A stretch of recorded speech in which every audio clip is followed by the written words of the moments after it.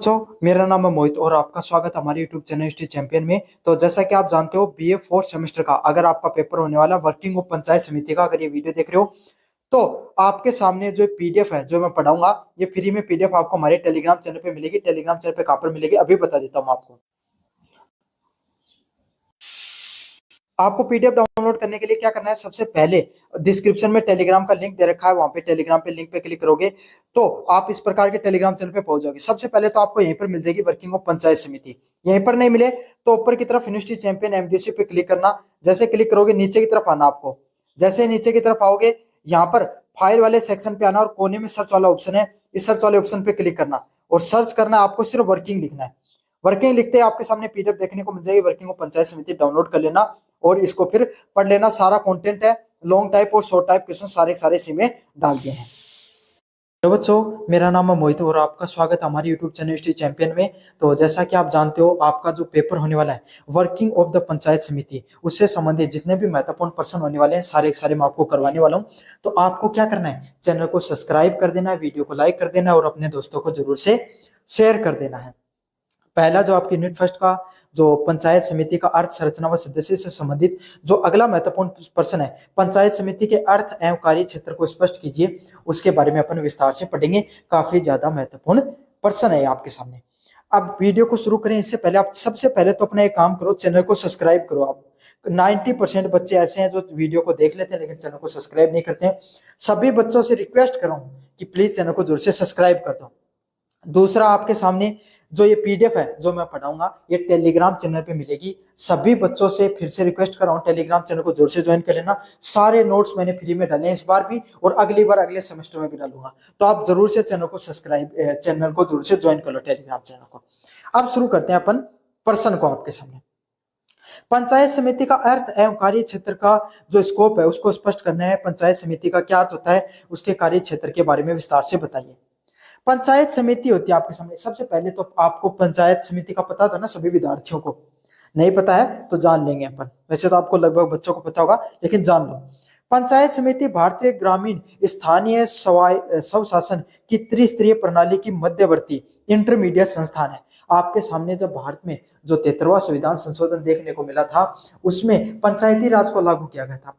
पंचायती राज में दो प्रकार की पंचायती राज, शहरी और ग्रामीण। तो ग्रामीण स्तर के जो आपके सामने पंचायती राज व्यवस्था है उसमें 3 स्तर देखने को मिलते हैं, गांव का, ब्लॉक का और फिर जिले का। तो उसमें जो ब्लॉक स्तर होता है आपके सामने, जो उपखंड होता है आपके सामने, उसमें पंचायत समिति वो बीच का स्तर होता है, ब्लॉक का स्तर होता है आपके सामने। इसे मध्यवर्ती संस्था के नाम से भी जाना जाता है, जिसका गठन है वो खंड स्तर पे, ब्लॉक को भाई खंड बोलते हैं, आपके सामने उस स्तर पे किया जाता है।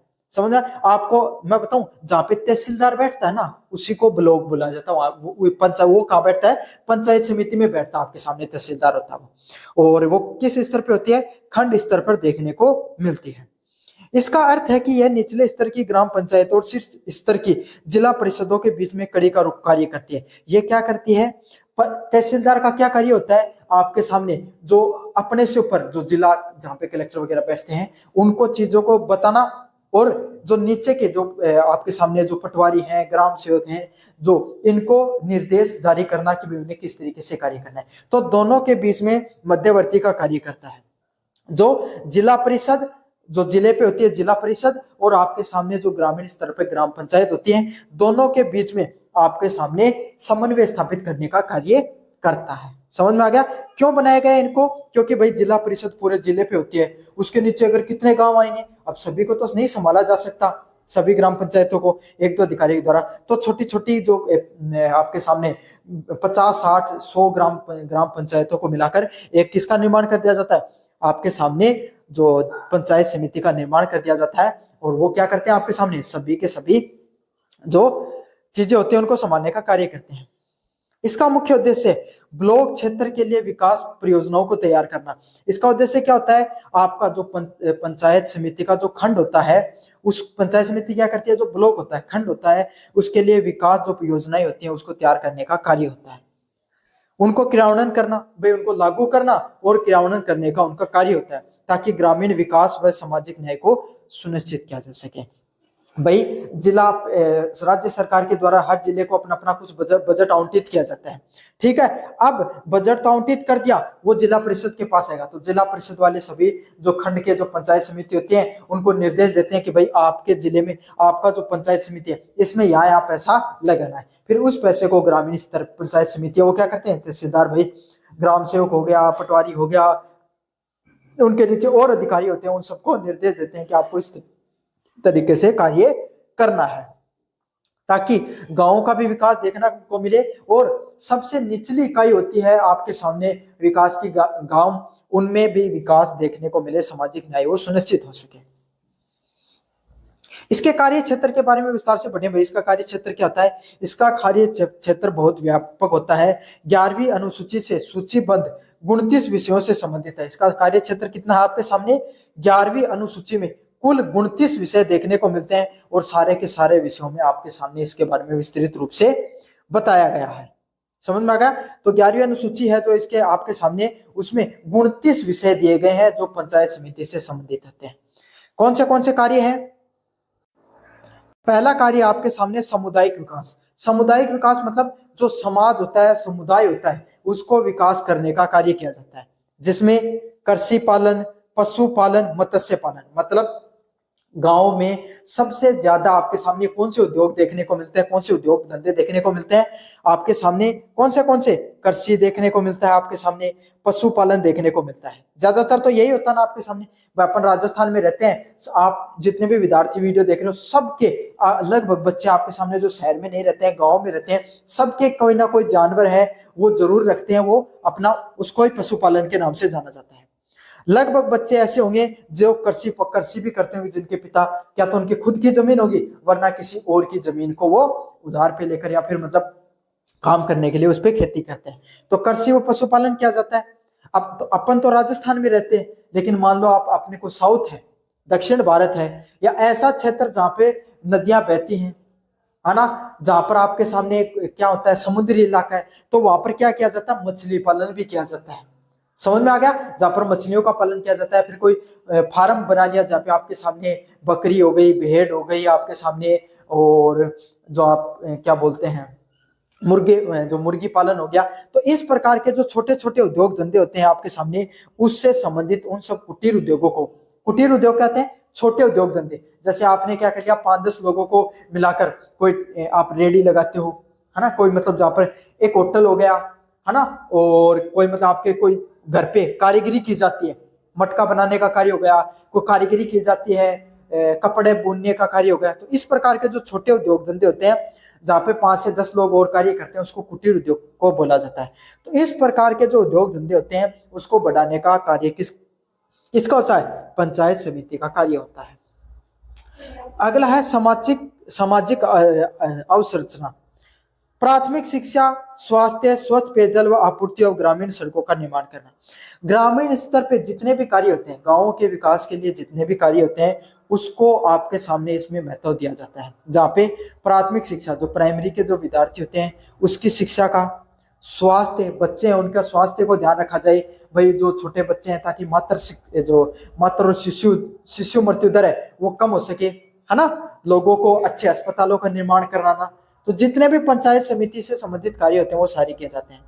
गांव में स्वच्छता व पेयजल, अच्छा पानी पीने को मिले, इन सब चीजों को आपके सामने ध्यान रखा जाता है। और गांव में सबसे बड़ी समस्या किसकी रहती है? सड़कों की। भाई अच्छा ट्रांसपोर्ट, अच्छी सड़कों का निर्माण हो, तो ये भी कौन संभालती है आपके सामने? पंचायत समिति का कार्य होता है। अगले वाले कार्य है ग्रामीण उन्मूलन करना। केंद्र व राज्य सरकार की विभिन्न गरीबी निवारण और रोजगार सृजन करने की जो योजनाएं होती हैं, जैसे मनरेगा का जो पर्यवेक्षण करना, तो गरीबी को हटाने के लिए जितने भी प्रकार के कार्य किए जा सकते हैं उन सब कार्यों को इसमें किया जाता है, जिसमें केंद्र व राज्य सरकार के द्वारा जो गरीबी को हटाने का जो कार्यक्रम होता है, गरीबी निवारण का कार्य हो गया, रोजगार निर्माण करने का जो कार्य होते हैं, मनरेगा जैसे सारे के सारे कार्यों को यहाँ पर देखरेख में किया जाता है। समझ में आ गया आपके सामने? नरेगा जैसे कार्य किया जाता है ना, नरेगा का है वो भी पैसा पंचायत समिति आवंटित करती है। समझ में आ गया? बीपीएल से संबंधित कोई योजनाएं आती है वो भी कौन करती है? पंचायत समिति पैसा देने का कार्य करती है। अगला पॉइंट है वित्तीय व प्रशासनिक समन्वय। ग्राम पंचायतों के लिए बजट व कार्यों का समीक्षा करना। तो ग्राम पंचायतें होते हैं ग्राम पंचायत होती है उनको पैसा देना, और वो क्या किस प्रकार से कार्य करती हैं उनका समीक्षा करने का कार्य किया जाता है। तो ग्राम पंचायतों को बजट देना, भाई 4-5 करोड़ रुपए, 10 करोड़, जो जैसी छोटी ग्राम पंचायत है तो 5 करोड़ रुपए देते हैं, बड़ी ग्राम पंचायत जो होती है तो उससे ज्यादा पैसा दिया जाता है। तो उसको बजट देना अलग अलग, और उसके अलावा भी अगर विकास कार्य कराने के लिए क्या करना, पैसे दिए जाते हैं। और जो पैसा दिया गया है, जितना बजट दिया गया है, वो सही से लग रहा है नहीं लग रहा है, इस चीज की समीक्षा करने का भी कार्य किसका होता है, आपके सामने पंचायत समिति का कार्य होता है। उन्हें आवश्यक तकनीक व वित्तीय सहायता देना, कोई भी ग्राम पंचायत है उनको जो आपके सामने तकनीक देना, किस प्रकार से वो आपके सामने भाई काफी बार क्या होता है, कुछ कुछ राज्य पिछड़े हुए रहते हैं, कुछ ग्रामीण क्षेत्र पिछड़ा हुआ रहता है, तो उस पर विशेष पैसा लगाना पड़ता है, विशेष तकनीक लगाने की जरूरत पड़ती है, तो उसके लिए तकनीक देना और उसको स्पेशल पैसा बजट भी तैयार किया जाता है। संक्षेप में पढ़े तो पंचायत समिति का कार्य एक समग्र ग्रामीण विकास एजेंसी के रूप में कार्य करती है। अगर हम विस्तार से पढ़ें तो आपके सामने जो पंचायत समिति का कार्य क्या होता है, एक समग्र मतलब एक अच्छा डेवलप ग्रामीण क्षेत्र का निर्माण करने का कार्य होता है, जो स्थानीय आवश्यकताओं के अनुसार योजनाओं के अनुकूलित व प्रभावी ढंग से लागू किया जा सके। इनका कार्य क्या होता है, आपके सामने एक अच्छी ग्रामीण व्यवस्था को लागू किया जा सके, जो योजनाओं के अनुसार क्या उसके कार्य कर सके और उन सब योजनाओं को प्रभावी ढंग से लागू किया जा सके। तो ये होती है पंचायत समिति के कार्य, अर्थ एवं कार्य क्षेत्र के बारे में अपन विस्तार से पढ़ा, जिसमें एक बार फिर से आपके सामने कार्यों के बारे में बता देता हूं। सबसे पहले कार्य सामुदायिक विकास करना, कुटीर उद्योग, पशुपालन, कृषि का करना, सामाजिक अवसंरचना, समाज का विकास करना, प्राथमिक शिक्षा, स्वास्थ्य, पेयजल संबंधी चीजों को बढ़ावा देना, गरीबी को दूर करना, मनरेगा जैसी योजना हो गई, बीपीएल जैसे जो योजना हो गई उसको पैसे को लगाना, ग्राम पंचायत हो गई, समझ में आ गया, उनको बजट देना और वो सही से कार्य कर रहे हैं या नहीं कर रहे हैं, इन सब चीजों को ध्यान देना किसका कार्य, आपके सामने पंचायत समितियों का कार्य है। तो मुझे उम्मीद है कि आपने इस चीज को समझ लिया होगा। इसमें एक इंपॉर्टेंट पॉइंट ये है, 11वीं अनुसूची में इसमें 29 विषयों पर काम करने पर ध्यान दिया गया है। ठीक है, ये था आपका यूनिट फर्स्ट का इंपॉर्टेंट क्वेश्चन। कैसा लगा वीडियो जरूर से बताओ। हेलो बच्चों, मेरा नाम है मोहित और आपका स्वागत है हमारे यूट्यूब चैनल हिस्ट्री चैंपियन में। तो जैसा कि आप जानते हो, आपका जो पेपर होने वाला है वर्किंग ऑफ द पंचायत समिति, पंचायत समिति के जो कार्य होते हैं उससे संबंधित आपके सामने जो पेपर होने वाला है, उसके जितने भी महत्वपूर्ण प्रश्न है सारे के सारे मैं आपको करवाने वाला हूँ। तो आपको क्या करना है, वीडियो को लाइक कर देना है, चैनल को सब्सक्राइब कर देना है और अपने दोस्तों को जरूर से शेयर कर देना है। ये वाली पीडीएफ जो मैं आपको पढ़ा रहा हूँ ये हमारे टेलीग्राम चैनल पे मिलेगी, और टेलीग्राम चैनल का लिंक डिस्क्रिप्शन में दे रहा हूँ, टेलीग्राम चैनल को जरूर से ज्वाइन कर लेना। साथ के साथ वीडियो को आपको चैनल को जरूर से सब्सक्राइब कर देना है, वीडियो को जरूर से लाइक कर देना है। 90% बच्चे आप वीडियो को देख लेते हो लेकिन चैनल को सब्सक्राइब नहीं करते हो, सभी बच्चों से रिक्वेस्ट है चैनल को जरूर से सब्सक्राइब कर देना।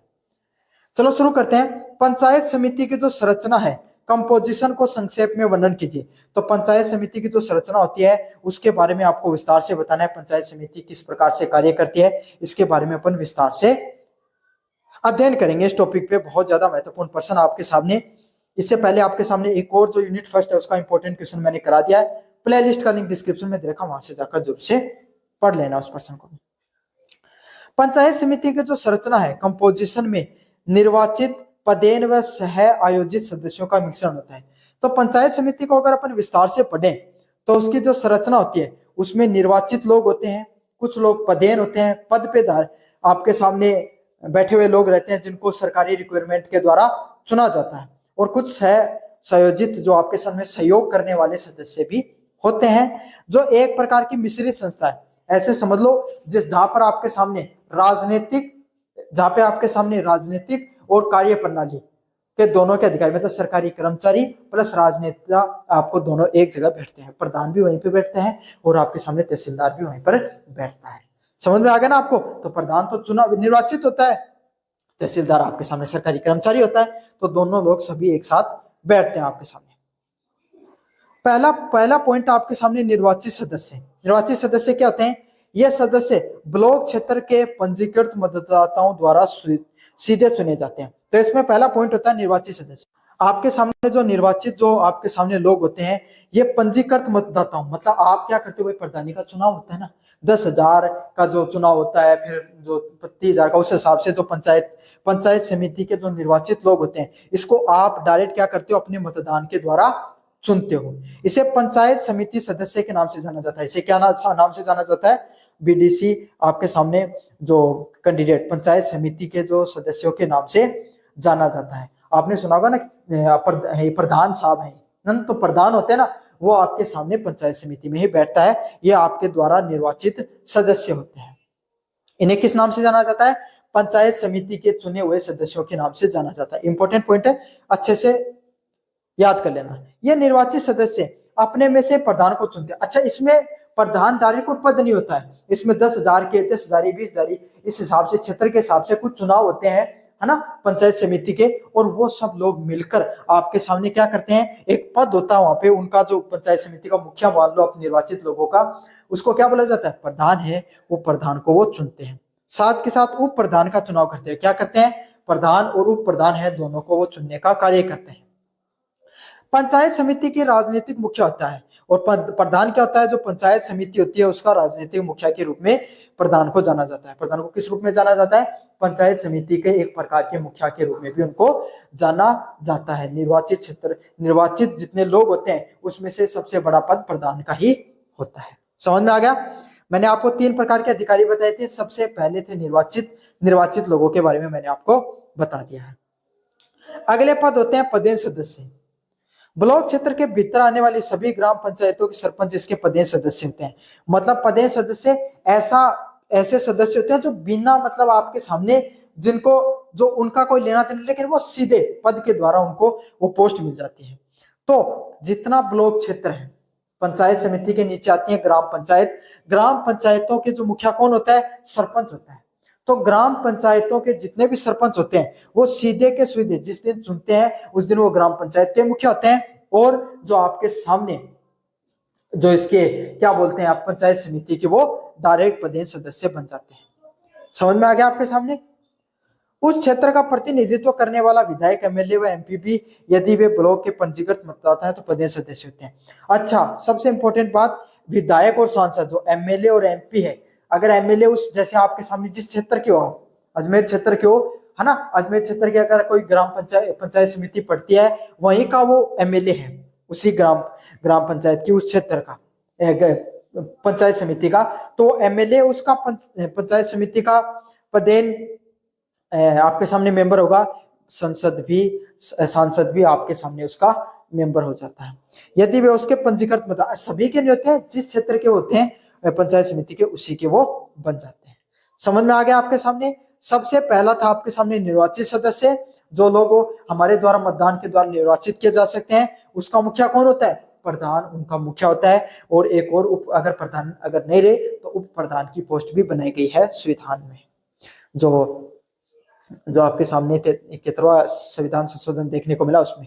अगला है पदेन सदस्य। पदेन सदस्य आपके मैंने बता दिया, ग्राम पंचायतों के मुखिया सरपंच होते हैं, और सरपंच सीधे के सीधे आपके सामने इसके मुखिया बन जाते हैं। एमएलए और एमपी है, वो भी आपके सामने इसके पदेन मुखिया देखने को मिलते हैं, डायरेक्ट के डायरेक्ट, अगर वो उस क्षेत्र के हैं तो, उस पंचायत समिति के अगर वो आपके सामने निर्वाचन क्षेत्र में आते हैं तो। सहयोजित नामांकित सदस्य, महिला, अनुसूचित जाति व अनुसूचित जनजाति, मतलब एससी और एसटी और महिला तथा अन्य पिछड़ा वर्ग जो ओबीसी में प्राप्त प्रतिनिधित्व को सुनिश्चित करने के लिए कुछ जो आपके सामने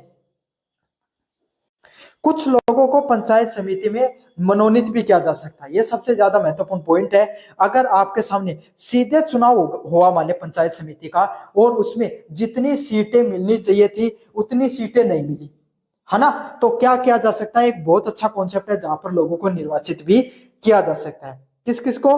अनुसूचित जाति एसटी को, शेड्यूल कास्ट को, शेड्यूल ट्राइबल एसटी को, और अन्य पिछड़ा वर्ग है ओबीसी है, उसको क्या हो सकता है? उनको, जो अन्य पिछड़ा वर्ग है, उसको आपके सामने जो प्रतिनिधित्व करने के लिए आपके सामने क्या किया जा सकता है? मनोनीत भी किया जा सकता है, यदि उन्हें पर्याप्त सीटें नहीं मिले तो। अगला है मुख्य कार्यकारी अधिकारी, सीओ, है ना, चीफ एग्जीक्यूटिव ऑफिसर होता है इसका सीओ।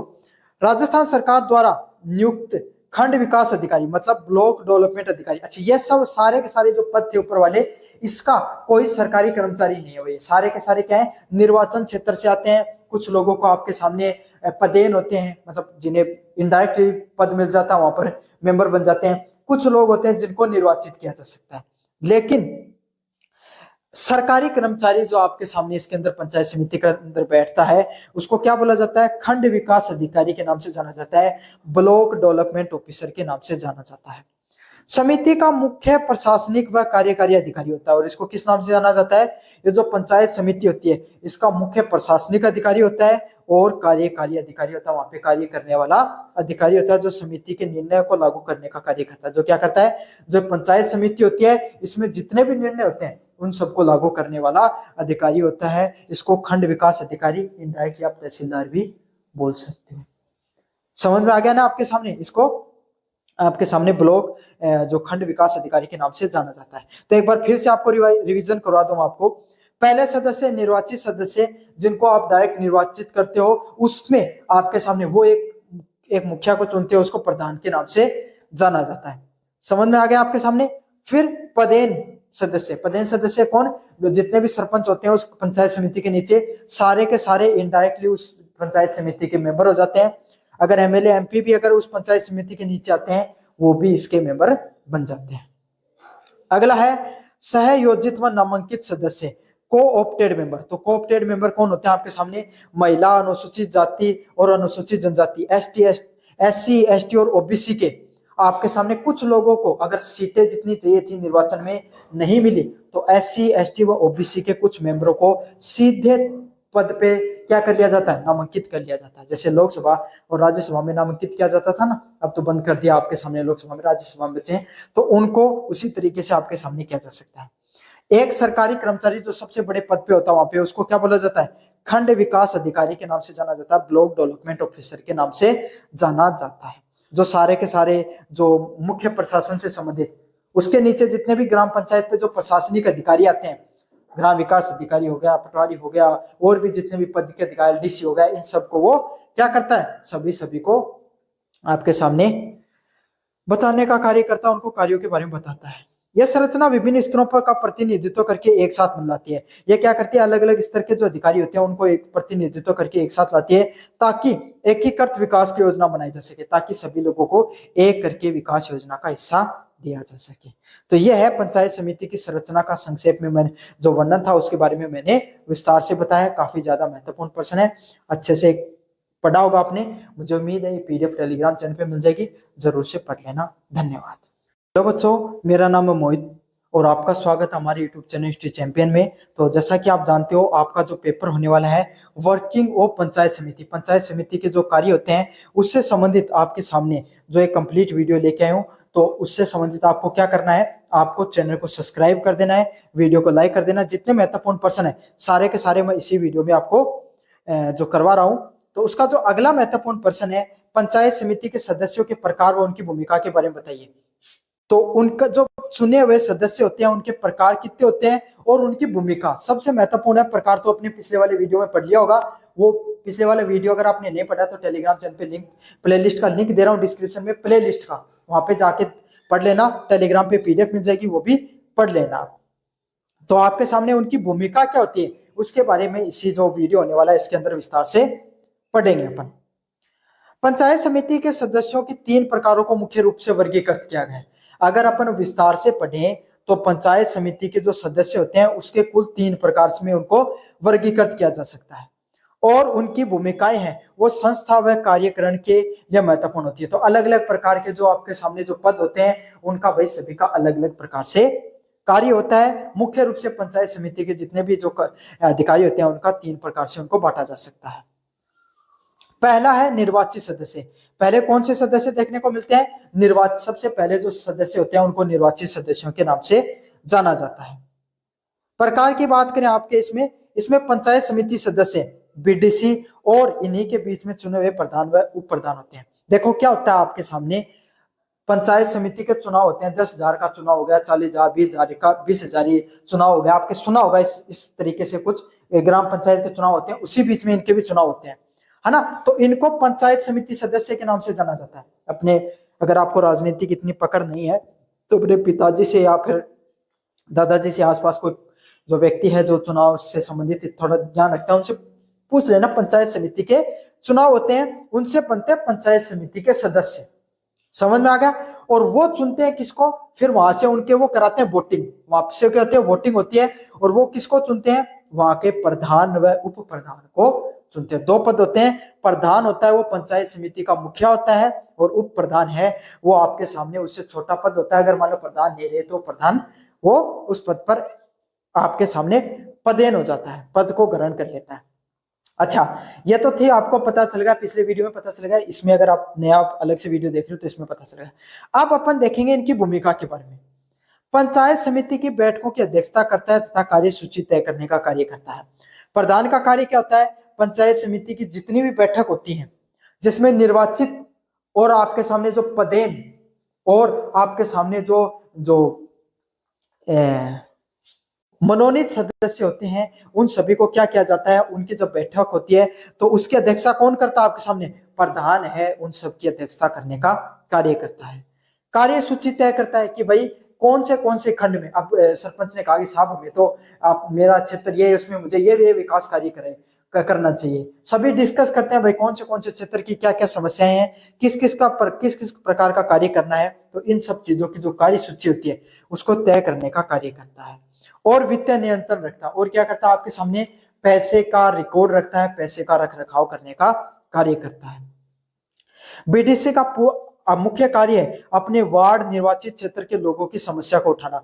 बीडीसी कौन होते हैं, वहां के जो आपके सामने निर्वाचित जो पंचायत समिति के सदस्य होते हैं, वो क्या करेंगे भाई, उनका कोई वार्ड है या वो जहां से निर्वाचित होते हैं ग्रामीण क्षेत्र में, वहां पे उन लोगों के सामने क्या क्या समस्या आ रही है भाई, उनमें पेयजल की समस्या है, गांव में स्कूल अच्छी नहीं है, शिक्षा की समस्या है, अधिकारी कोई अच्छे से कार्य नहीं कर रहे हैं, उनके जो निर्वाचित क्षेत्र है वहां पे सड़क अच्छी क्वालिटी की नहीं है। तो इन प्रकार की जो समस्याएं होती है उन सब समस्याओं को क्या करते हैं, उठाने का कार्य करते हैं। उन्हें पंचायत समिति के सामने प्रस्तुत करना, उनका कार्य क्या है, कार्य करो और पंचायत समिति के सामने उन सभी चीजों को प्रस्तुत करने का कार्य होता है। विकास योजनाओं पे चर्चा करना और अनुमोदन में भाग लेना, उनका कार्य क्या है, आपके सामने जो विकास परियोजनाएं होती हैं उन सब पे चर्चा करना और जो अनुमोदन होता है उस पे उनको भाग लेने का कार्य होता है। समझ में आ गया, सभी जो कहाँ पे कार्य करना है, कार्य सूची बनेगा प्रधान। जब सीधा सीधा समझो, बीडीसी होते हैं जो पंचायत समिति मेंबर होंगे, वो बताएंगे भाई मेरे ग्राम में सड़क नहीं है, प्रधान सुनेगा और फिर वो ऑर्डर देगा कि भाई आपके सामने यहाँ इस क्षेत्र में आपको सड़क बनानी है। समझ में आ गया। अगले वाला अधिकारी होते हैं पदेन सदस्य। मैंने बताया था आपको पिछले वीडियो में, पदेन सदस्य होते हैं आपके सामने जितनी भी जो ग्राम पंचायत होती है, पंचायत समिति के नीचे आती है ग्राम पंचायत। ग्राम पंचायत के मुखिया कौन होते हैं, सरपंच होते हैं। अब सरपंच क्या होते हैं आपके सामने, सीधे के सीधे जो आपके सामने जो पंचायत समिति होती है उसके पदेन अध्यक्ष मेंबर सीधे बन जाते हैं। और कुछ विधायक और संसद अगर उस क्षेत्र से आते हैं तो वो भी पदेन सदस्य होते हैं। अब उनकी क्या भूमिका रहती है, आपके सामने ग्राम पंचायत और पंचायत समिति के बीच में समन्वय स्थापित करने का कार्य करते हैं। सरपंच क्या करते हैं, वह ग्राम पंचायत हो गई और पंचायत समिति हो गई, उसके बीच में आपके सामने समन्वय स्थापित करने का कार्य करते हैं। अगर भाई कोई ग्राम पंचायत में उनकी कोई समस्या आ रही है, मान लो ट्यूबवेल का निर्माण करना है, पेयजल नहीं है, तो ट्यूबवेल के पैसे जारी करने के लिए वो पंचायत समिति में अपनी बात को रख सकते हैं। उनके गांव में, उनके ग्रामीण क्षेत्र में किन किन चीजों की आवश्यकताएं हैं उसके अनुरूप वो क्या कर सकते हैं, उनके अनुरूप आवाज उठा सकते हैं, उनके अनुरूप वो चीजों को बता सकते हैं लोगों को। विधायक या सांसद, अगला क्या है, उच्च नीतिगत स्तर की समिति के हितों को प्रतिनिधित्व करते हैं। जो विधायक और सांसद अगर वो वहां के हैं तो वो भी मेंबर हो गए, तो वो क्या करेंगे आपके सामने, भाई जो उनकी पंचायत समिति है उनको और ज्यादा अगर पैसे की जरूरत हो तो वो दे सकते हैं। और अगर कहीं पे भाई अच्छे से कार्य नहीं कर रहे हैं, मतलब प्रधान भी अच्छे से कार्य नहीं कर रहा है, छत्र से शिकायत आ रही है, तो उनको भी वो बता सकते हैं। वे सरकारी अनुदान तथा संसाधनों को ब्लॉक तक लाने में सहायक होते हैं। भाई कुछ आपके सामने एमएलए एमपी का फंड भी तो होता है ना, तो उस फंड को आपको देने का कार्य करते हैं। अगले वाला पॉइंट है सरकारी पदाधिकारी। सरकारी पदाधिकारी कौन, सरकारी कर्मचारी जो लगते हैं उसको सरकारी पदाधिकारी बोलते हैं, जिसको जो आपके वीडियो भी होता है, जो खंड विकास अधिकारी तहसीलदार वीडियो जिसको अपन बोलते हो, वो इसका ब्लॉक डेवलपमेंट ऑफिसर के नाम से इसको जाना जाता है वीडियो को। वीडियो समिति का मुखिया प्रशासनिक मुखिया होता है। वीडियो कौन होता है आपके सामने, जो प्रशासनिक मुखिया होता है प्रशासन में, प्रशासनिक मुखिया होता है, वह समिति के प्रशासनिक व वित्तीय कार्यों का प्रबंधन करता है। वो क्या करता है, प्रशासनिक स्तर पे जो वित्तीय कार्य होते हैं उसके आपको प्रबंधन करने का कार्य करता है। वीडियो होता है वो आपके सामने जो प्रशासनिक कार्यों व वित्तीय कार्यों का प्रबंधन करने का कार्य करता है। उनका मुख्य कार्य क्या होता है, समिति द्वारा किए गए निर्णयों को लागू करना। उनका मुख्य कार्य यही है, पंचायत समिति के द्वारा जो कार्य किए गए हैं उनको लागू करना, कर्मचारियों को ध्यान रखना, भाई जो पटवारी, तहसीलदार, जो ग्राम पंचायत के जो अधिकारी होते हैं, एलडीसी लगे हुए हैं, वो अच्छे से कार्य कर रहे हैं नहीं कर रहे हैं, उनको मतलब पंचायत समिति के नीचे ग्राम पंचायत आते हैं, ग्राम पंचायत पे जितने अधिकारी होते हैं वो वीडियो के नीचे ही कार्य करते हैं। कर्मचारियों को प्रेक्षण करना, सरकार को नियमित रिपोर्ट भेजना, साथ के साथ आपको जो तहसील पे जो पंचायत समिति से ऊपर होती है, तहसील हो गई, वीडियो तहसीलदार को रिपोर्ट सौंपने का भी कार्य करता है। वह समिति को तकनीकी व कानूनी सलाह भी देते हैं, और जो पंचायत समिति होती है वहां पर तकनीकी और कानूनी सलाह देने का भी कार्य किसका होता है, वीडियो का कार्य होता है।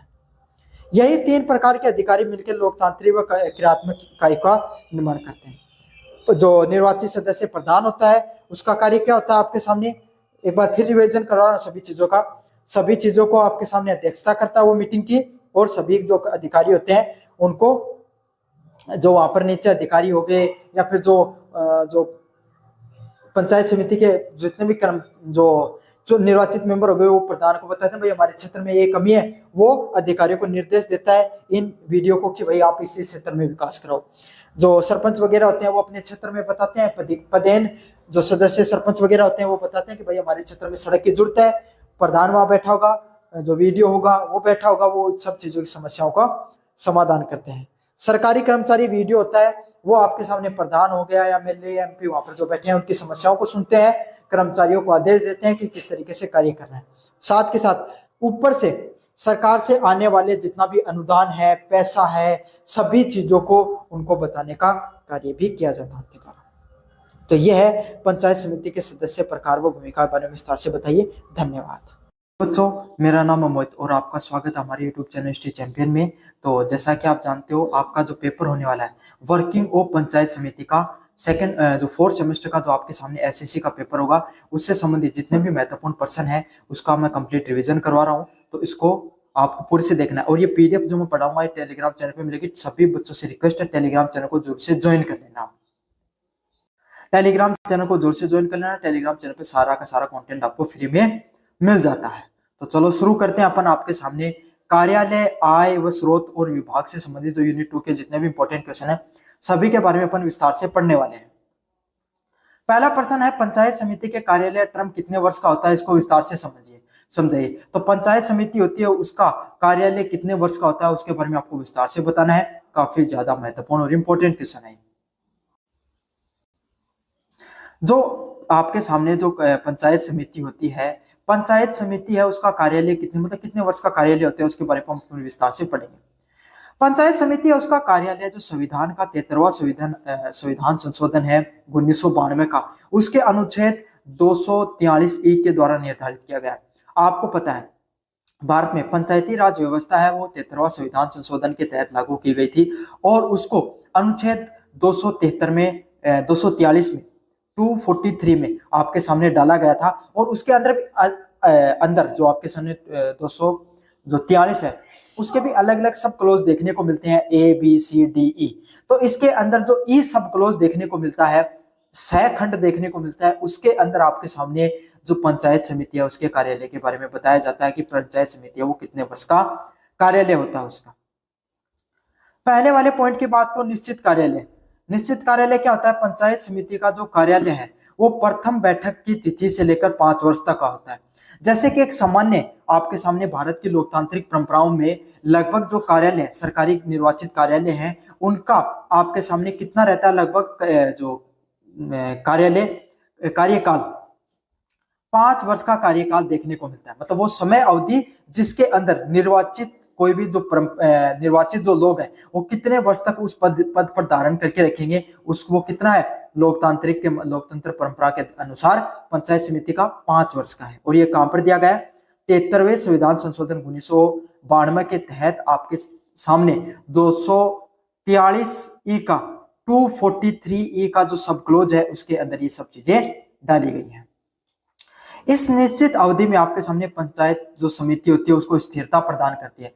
तो ये 5 साल की ऐसी व्यवस्था है जिसमें कोई व्यक्ति अगर निर्वाचित होकर आता है तो उसके पास पर्याप्त समय होता है अपनी पंचायत समिति का विकास करने का, अपनी जो योजनाएं हैं, अपनी जो एजेंडाएं हैं, जिसको लेकर जो व्यक्ति आपके सामने जिन विकास कार्य विकास वादों को लेकर कोई व्यक्ति वहां पर निर्वाचित होकर वहां पर पहुंचता है वो उनको पूर्ण कर सके। एक निश्चित अवधि दी जाती है और इससे सभी को पता भी होता है भाई 5 साल है आपके पास, 5 साल एक ऐसा समय काल है ना तो वो ज्यादा छोटा है ना ज्यादा बहुत ज्यादा बड़ा है।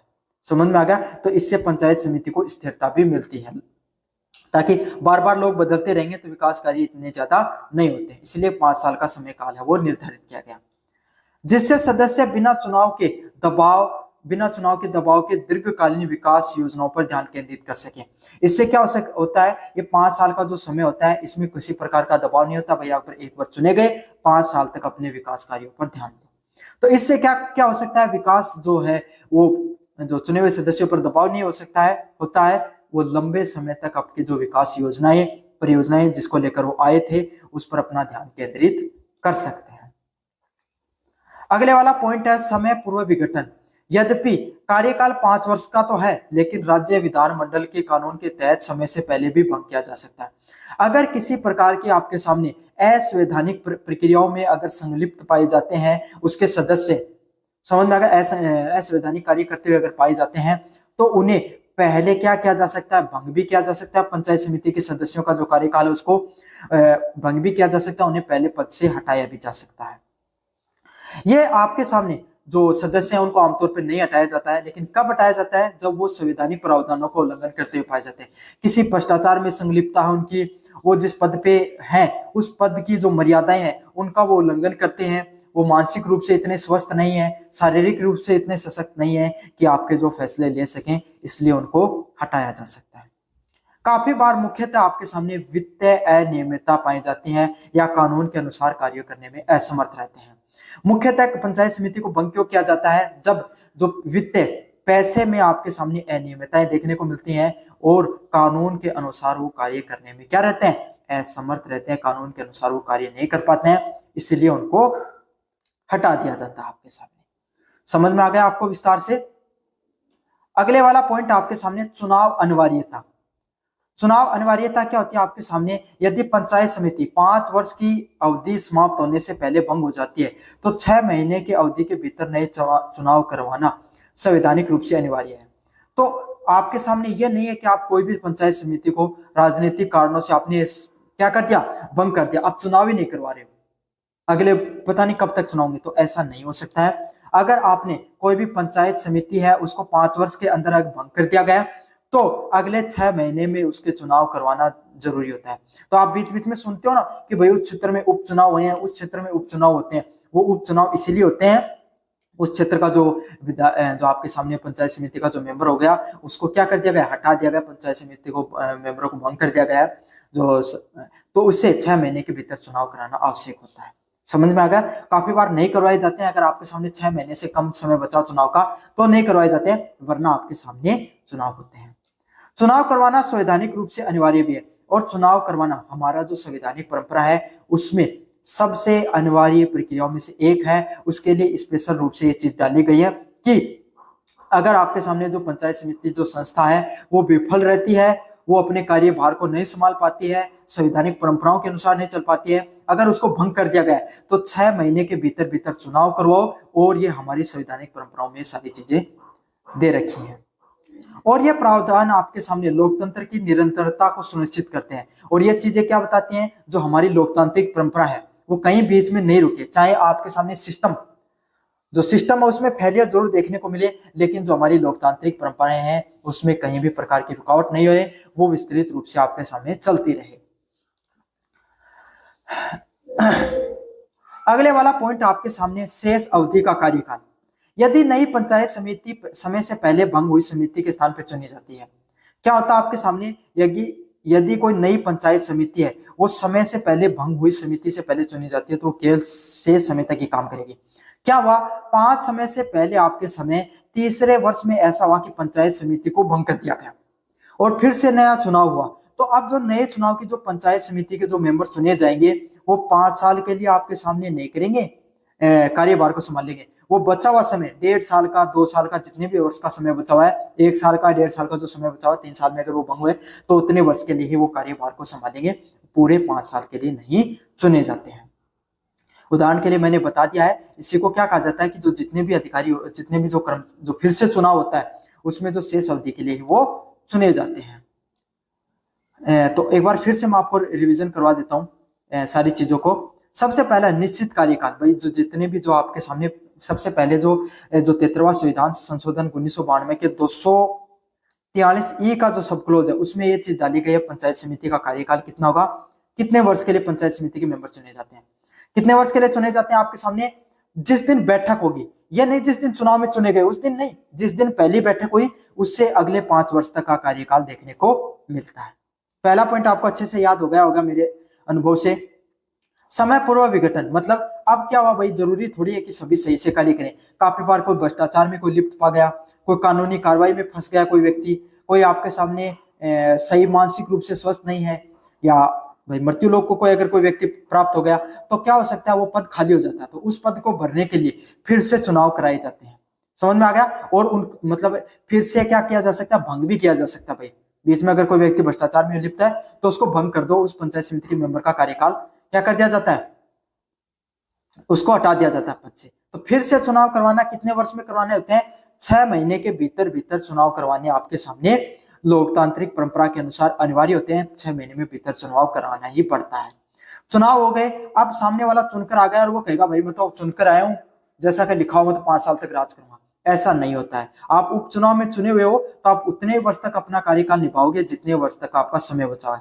अगर आप 1 साल बाद में चुने गए तो बाकी के 4 साल, आपके 2 साल बाद में 3 साल, इस तरीके से पूरे 5 साल का कार्यकाल रहता है। उसमें आपके पास जितना समय बचा उस पंचायत समिति के भंग होने में संपूर्ण, उतने वर्ष तक आप क्या करते हो, अपने कार्यभार को संभालते हो।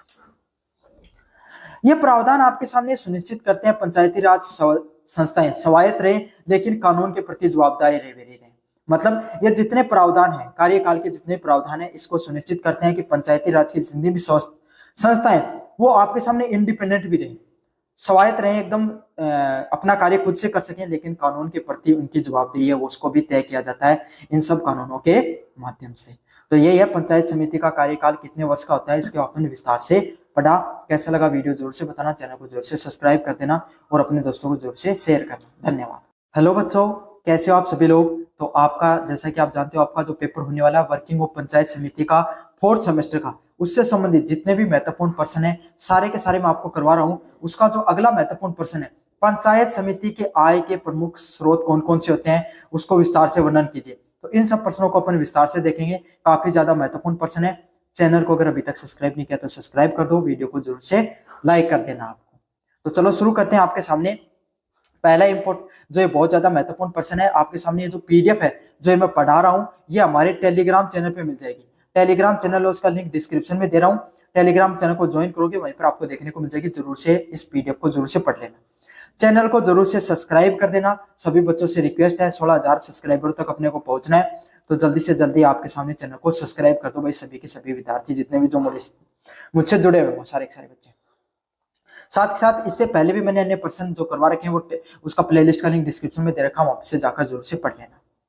चलो शुरू करते हैं। पंचायत समिति के आय के प्रमुख स्रोत कौन कौन से उसके बारे में अपन पढ़ेंगे। कौन कौन से आय स्रोत प्रमुख रूप से पंचायत समिति में आते हैं जिसके माध्यम से पंचायत समितियां वो अपना कार्य करते हैं।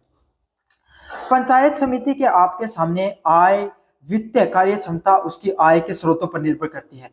मतलब कितना आय उसको प्राप्त होगा उस चीज पर निर्भर करती है। कहां कहां से आय के स्रोत होते हैं, खुद से भी कुछ पैसा होता है, कुछ सरकारी अनुदान होता है, कुछ बहुमसा भी योगदान करते हैं, अलग अलग चीजों के माध्यम से पैसा मिलता है। अपन उसी को पढ़ेंगे भाई कहां कहां से पैसा देखने को मिलता है।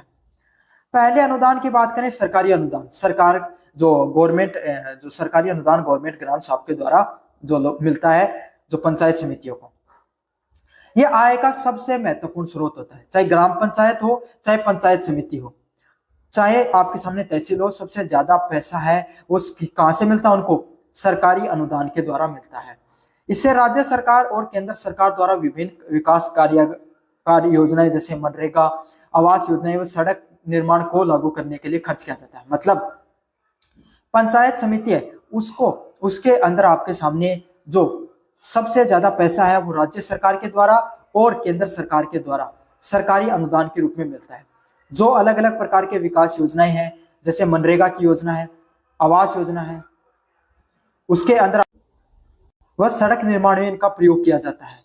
विशेष रूप से आपके सामने इनको सामान्य अनुदान ग्रांट भी दिए जाते हैं, मतलब जो सरकारी पैसा है वो आपके सामने यहाँ पर दिया जाता है। जो मनरेगा हो गई, आवास योजनाएं हो गई और सड़क परियोजनाओं में वो पैसा है वो आपके सामने दिया जाता है। आपके सामने आप सबको पता है सबसे ज्यादा पंचायत समितियों में पैसा कहां से आता है? सरकारी अनुदान के द्वारा देखने को मिलता है।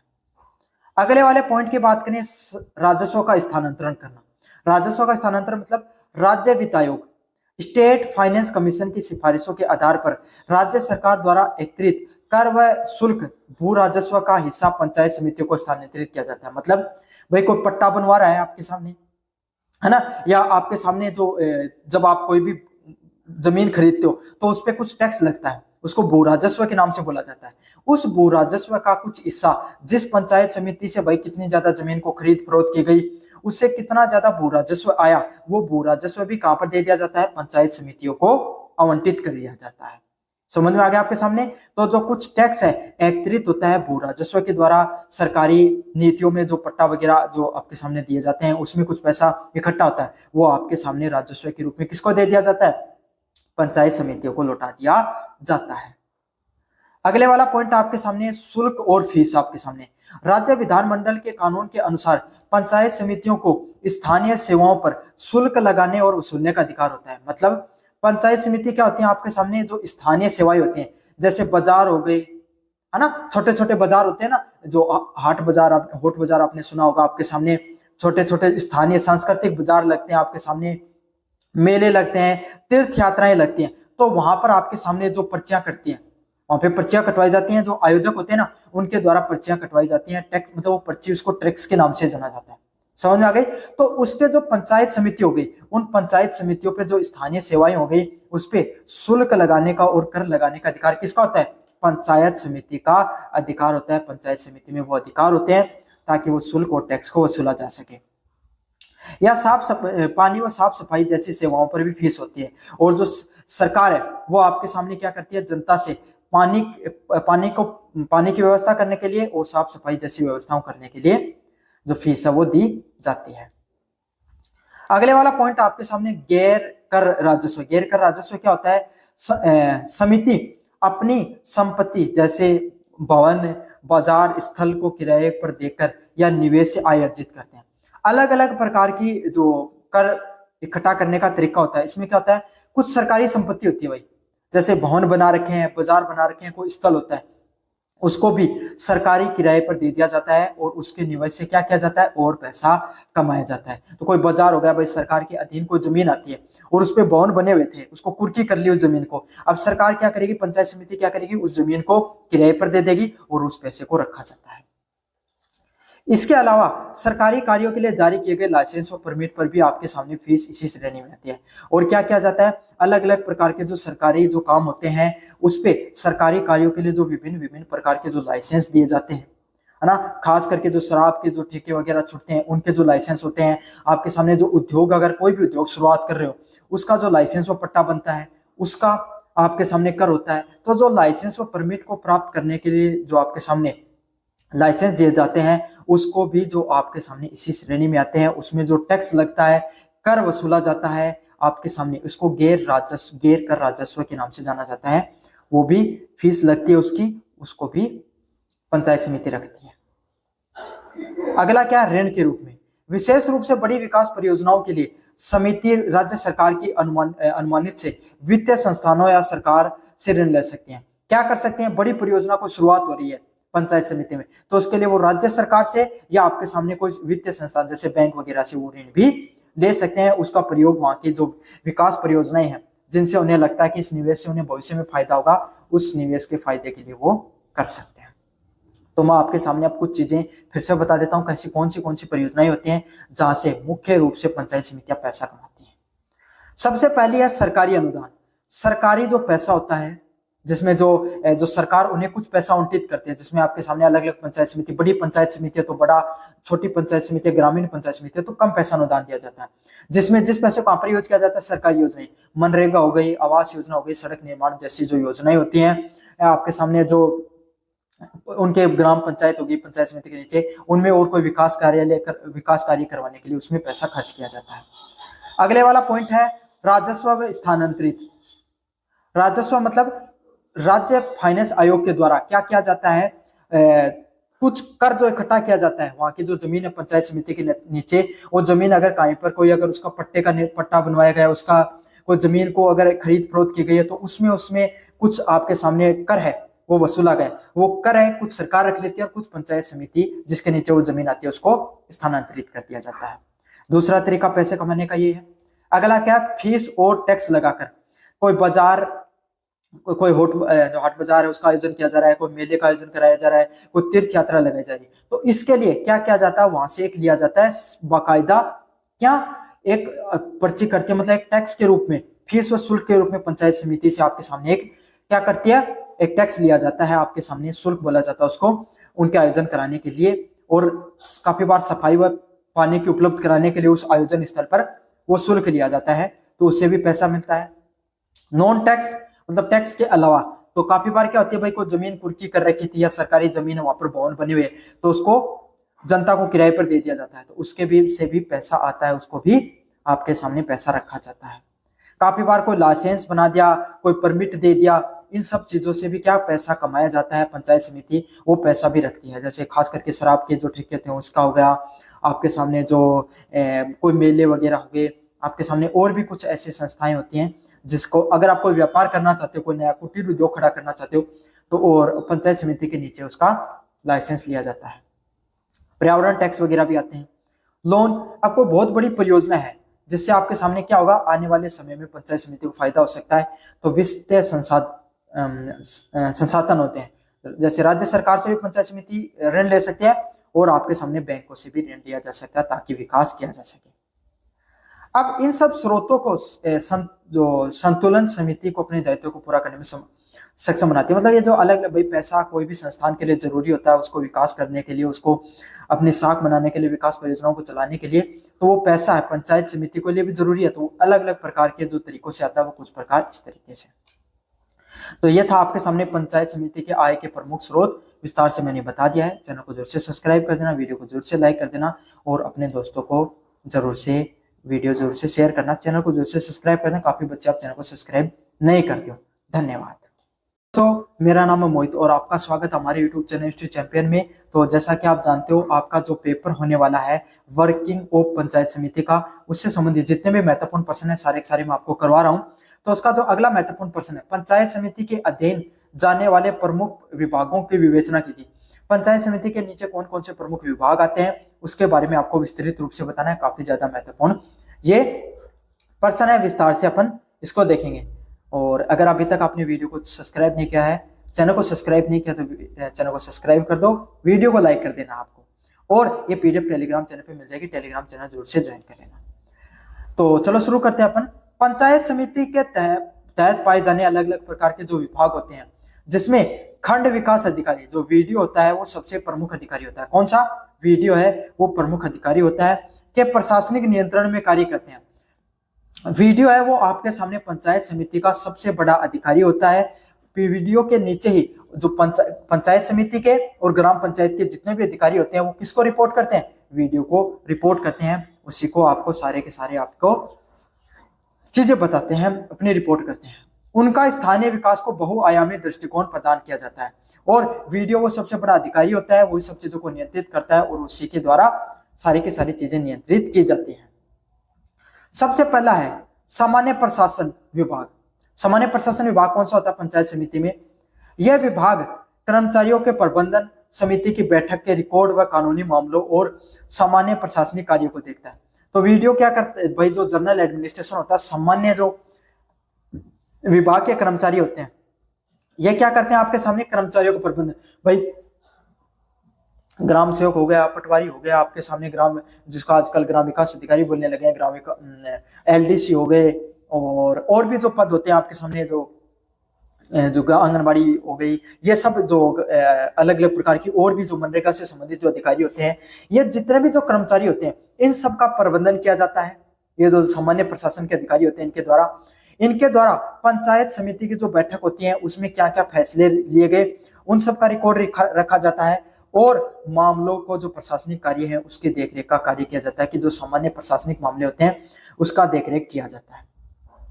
वीडियो सीधे इस विभाग की निगरानी करते हैं, और वीडियो के द्वारा ये जितने भी विभाग हैं इसकी सीधी निगरानी करने का कार्य किया जाता है। कौन संभालता है इन सारे विभागों को? वीडियो के द्वारा डायरेक्ट इन सभी विभागों को संभालने का कार्य किया जाता है। अगले वाला पॉइंट आपके सामने, विकास डेवलपमेंट एवं योजना विभाग। यह सबसे महत्वपूर्ण विभाग है जहां पे ब्लॉक विकास योजनाओं को तैयार किया जाता है। कौन सा होता है? आपके सामने डेवलपमेंट का योजना विभाग होता है। डेवलपमेंट आपके सामने प्लानिंग डिपार्टमेंट होता है।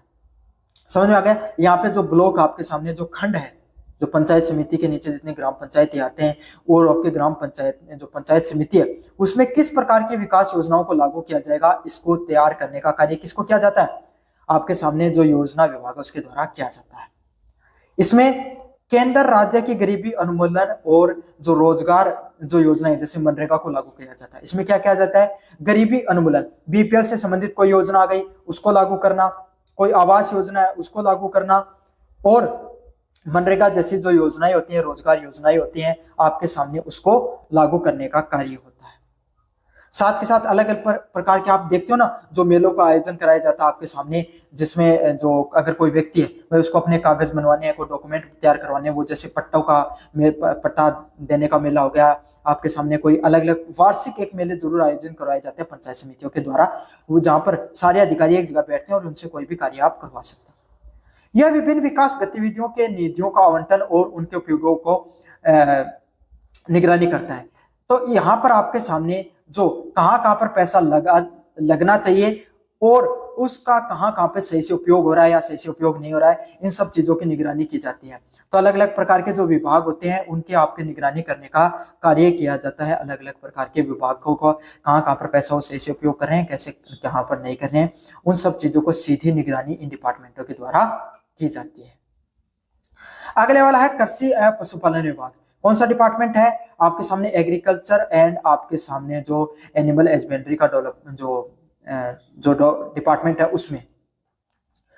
इस विभाग में आपको किसानों को उन्नत बीज देना, उर्वरक व कृषि उपकरणों को उपलब्ध कराना है। तो आपके पंचायत समिति के द्वारा किया जाता है। जो कृषि और जो पशुपालन विभाग है इसमें किसानों को सबसे अच्छी क्वालिटी के बीज दिए जाए, उर्वरक व कृषि उपकरणों को दिए जाए, ताकि क्या है वो ज्यादा से ज्यादा अपने विकास कार्यों पर ध्यान दे सकें। जो विकास है, जो भाई अपनी कृषि है उसको बढ़ावा मिल सके। आपके सामने जो पशुधन है उसको भी क्या हो सके, आपके सामने वो भी उसका भी बढ़े, पशुधन भी बढ़े आपके सामने।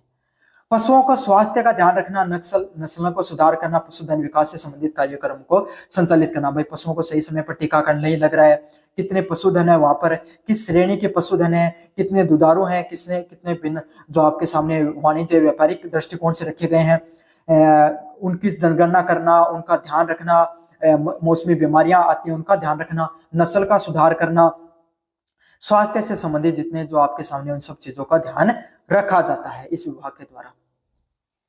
अगला विभाग कौन सा आपके सामने? शिक्षा विभाग। पंचायत समिति के अंतर्गत कौन सा विभाग आता है आपके सामने? शिक्षा विभाग। यह ब्लॉक क्षेत्र में प्राथमिक व माध्यमिक विद्यालयों के जो बुनियादी ढांचे होते हैं, जहाँ पे भवन व फर्नीचर का रखरखाव का कार्य किया जाता है। प्राथमिक और जो माध्यमिक विद्यालय है उसका जो बुनियादी ढांचा होता है, बुनियादी ढांचा मतलब जो भवन हो गए, फर्नीचर हो गया, उसका रखरखाव का काम किसका है? पंचायत समिति का होता है। समझ में आ गया? पंचायत समिति संभालती है।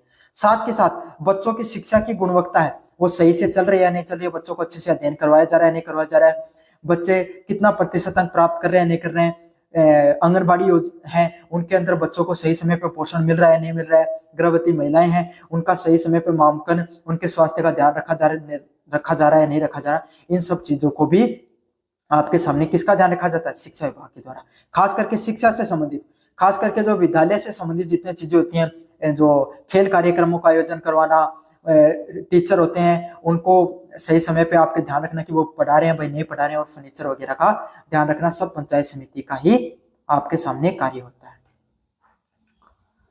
स्वच्छता व स्वास्थ्य विभाग या ग्रामीण स्वास्थ्य केंद्र, जो आपके सामने ग्रामीण स्वास्थ्य केंद्र होते हैं ना, जहाँ पे एएनएम जीएनएम बैठती हैं, उनके कार्य का पर्यवेक्षण करता है। मतलब वो सही से अपना कार्य कर रहे हैं या नहीं कर रही हैं, जो लोगों की बेसिक जरूरतें हैं स्वास्थ्य की, क्या वो सही से हो रही है या नहीं हो रही है।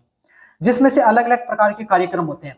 छोटे बच्चे होते हैं, जो शिशु होते हैं, उनको टीकाकरण लगाना का जो पोलियो का जो कार्यक्रम होता है उसको आयोजित करवाना। साथ के साथ पूरे क्षेत्र में आपके सामने पेयजल की जो समस्या है, पेयजल है और स्वास्थ्य है, उसको ध्यान में रखा जाए। भाई सभी लोगों तक पानी पहुंच पा रहा है, नहीं पहुंच पा रहा है, स्वच्छता है, वो आपके सामने जो स्वच्छता के जो कार्यक्रम है, जो खास करके जो त्योहार होते हैं उस मौसम में स्वच्छता को निर्धारित किया जाए, इससे संबंधित कार्यक्रमों को ध्यान रखा जाता है। समझ में आ गया आपके सामने किसका कार्यक्रम है, किसका कार्य है, स्वच्छता और आपके सामने स्वास्थ्य विभाग का कार्य है। तो ये अलग अलग प्रकार के विभाग हैं, जो जिसमें 29 विभागों से संबंधित जमीनी स्तर पर कार्य किए जाते हैं। अलग अलग प्रकार से एक बार फिर से बता दूं, सबसे पहले आपके सामने सामान्य प्रशासनिक विभाग आता है, जिसको वीडियो खुद देखते हैं, जिसके जो इतने जो कर्मचारी होते हैं वो समिति में बैठक कौन सी हुई, कानूनी मामलों को देखने का कार्य करते हैं। अगला कौन सा होता है, अगला विभाग होता है आपके सामने विकास विभाग, जहाँ पे जो ब्लॉक है, खंड आपके सामने पंचायत समिति में जो पैसा आया, कितना पैसा आया है और उसको कहाँ पर लगाया जाएगा, जो अलग अलग प्रकार की योजनाएं हैं उसको निर्धारण करना, गरीबी उन्मूलन व रोजगार से संबंधित योजनाओं का निर्माण करना और उस पैसे को सही से उपयोग करने को ध्यान में रखा जाता है। अगला है कृषि व पशुपालन विभाग। तो कृषि व पशुपालन विभाग में क्या ध्यान रखा जाता है कि किसानों को अच्छे किस्म के बीज को दिए जाएं, पशुपालन है उसके सुधार किया जाए, नस्लों में सुधार, उनको स्वास्थ्य, टीकाकरण सही समय पे हो रहा है नहीं हो रहा है, इन सब चीजों को ध्यान में रखा जाए। शिक्षा विभाग हो गया आपके सामने, प्राथमिक और द्वितीय जो विद्यालय होते हैं उनका ढांचा हो गया, रखरखाव हो गया और शिक्षा की गुणवत्ता को ध्यान में रखा जाता है। अगला है स्वास्थ्य और स्वच्छता और स्वास्थ्य से संबंधित विभाग होते हैं, जहाँ टीकाकरण के जो विभाग होते हैं इन सब चीजों को आयोजन करवाया जाता है।